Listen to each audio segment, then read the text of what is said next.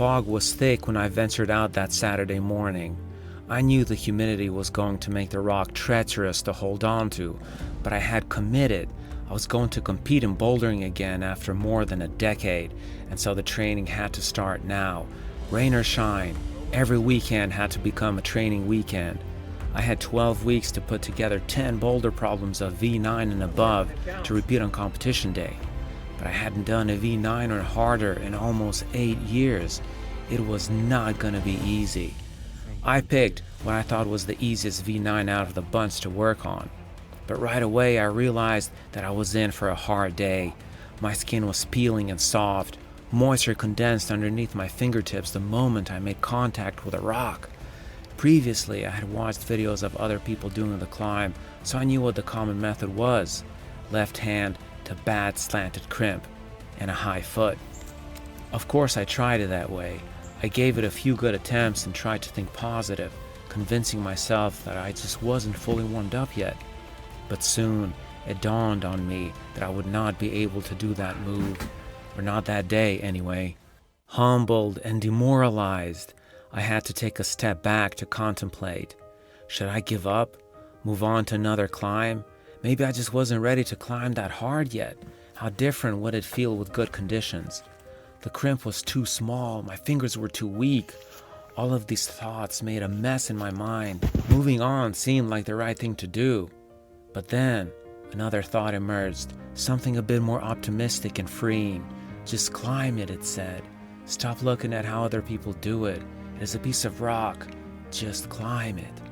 That reminded me of Bruce Lee's philosophy of be like water. Do not be assertive, but adjust to the object and you shall find a way through it. I've always thought that climbing in a way was like martial arts, so that saying resonated with me.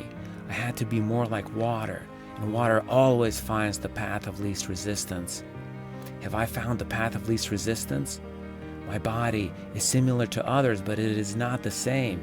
No one's is the same. This uniqueness allows us to be creative when we climb, to discover and to invent. Free your mind, I told myself. Don't worry about how other people did it, just climb it. Find the path of least resistance. Be like water. And so I began to actually climb, to get down to basics and climb with a clear head. That changed things. I began to create. A little bit at a time, I began to understand the rock. I felt the resistance, and I adjusted. I became more like water. Closer and closer, I was making progress, using the physical properties of my body to mold and flow with the rock, because the rock won't change, only I can. And then it all came together.